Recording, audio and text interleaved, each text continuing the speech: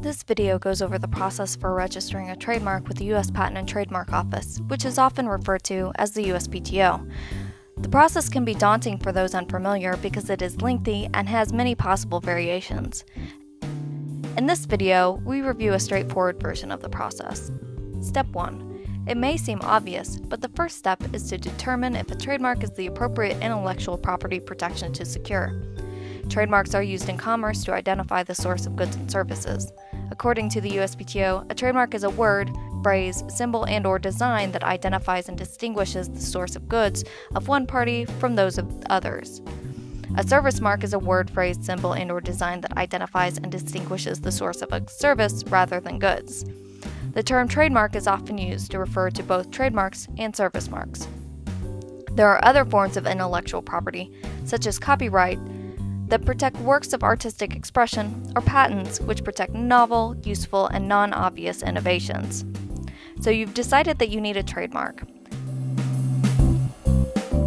Now you must determine what your trademark is.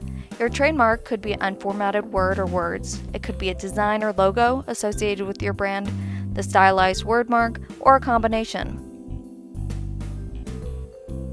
Of course, the Adidas brand has much more sophisticated logos and designs, but hopefully this helps illustrate the differences. 3. Next, you need to take a close look at the goods or services you wish to associate with the trademark. This will be important throughout the entire process, both for searching and for filing your trademark.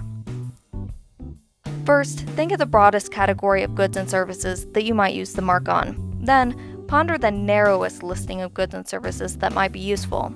You may need to narrow your offered goods and services to avoid conflicting with a previously registered trademark.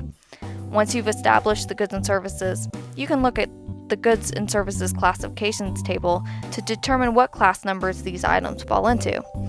For our example, let's pick random items that fit into classes 15, 25, and 42. 4. Now things get interesting.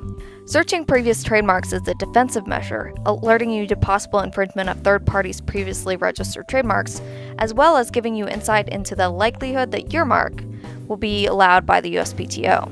The examiner will look to see if there is any likelihood of confusion between your mark and another, which is based on both its appearance and on the goods and services upon which it will be used. Your goods and services classification plays an important role here in searching. Searching the federal database at the USPTO is essential, but you should also have state trademark databases searched as well. You may need to modify your mark to avoid conflicting with previously filed trademarks. Search and repeat as needed to find a registrable mark. Now that we have determined good chances for registration, more information is needed to prepare to file the application.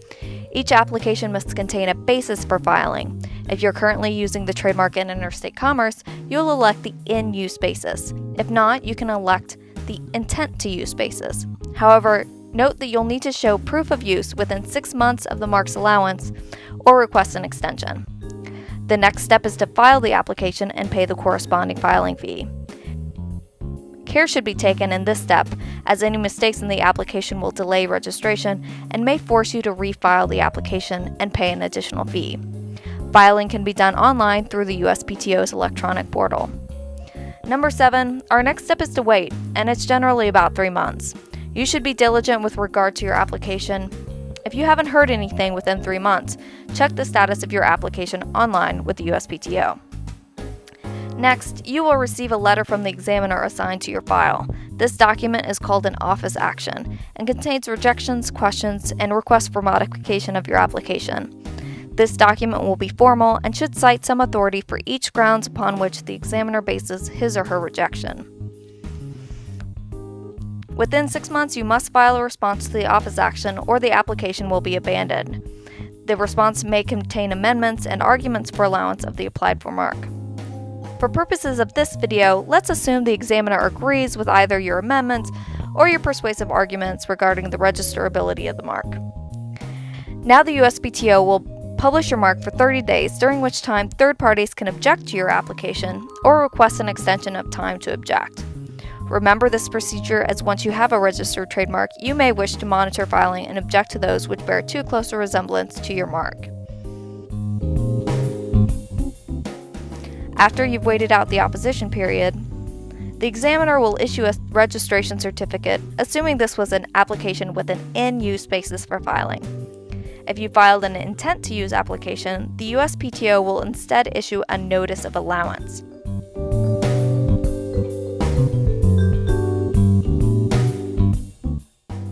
Step 14 is for you to file a statement alleging use of the mark, which must be supported by evidence of use in interstate commerce, perhaps a catalog or an online sales portal. Next, the USPTO will review the statement and, if allowable, will issue a certificate of registration. Congratulations, you now have a registered trademark. This video was brought to you by the law offices of Jenny Allenbaugh. Thank you for watching.